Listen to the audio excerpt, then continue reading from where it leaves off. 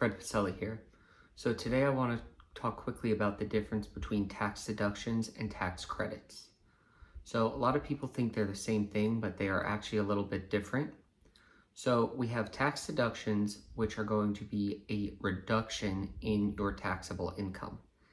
Examples of what tax deductions are would be the business expenses you write off in your business. They would be your 401k, IRA, retirement account contributions. They would be your itemized deductions that I talked about in another video, such as your mortgage interest, your real estate taxes paid, charitable contributions, and other miscellaneous sales tax. They would be the standard deduction, would be considered a taxable deduction. There's another one called the qualified business income deduction for business owners. So those items that I just listed are just some of the examples of what deductions are. Those are going to reduce your taxable income. So you're not going to get a dollar for dollar tax break on a tax deduction. What it's doing is it's reducing the income you're taxed on. So an example of this is, let's say your current gross income is $80,000.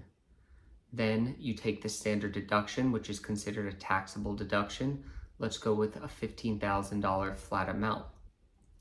Now, your taxable income, or in this case, adjusted gross income, will be $75,000.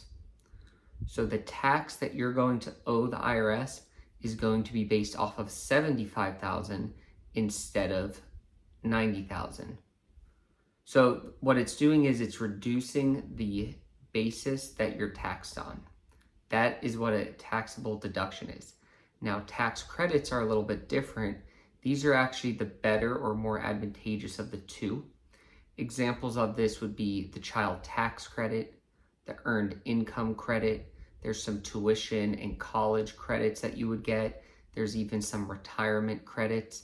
And then there's other ones for business owners that you could possibly get. But what these are these are dollar for dollar tax breaks that you're going to be getting on your tax bill. So let's say you end up owing $8,000 at the end of the year. If you then have a child tax credit of $2,000, you will only end up owing $6,000. It's going to reduce your actual taxes owed by the amount of the credit. Well, remember, on the other side, the tax deduction isn't going to reduce it dollar for dollar. It's just going to reduce the basis or taxable income that you're taxed off of.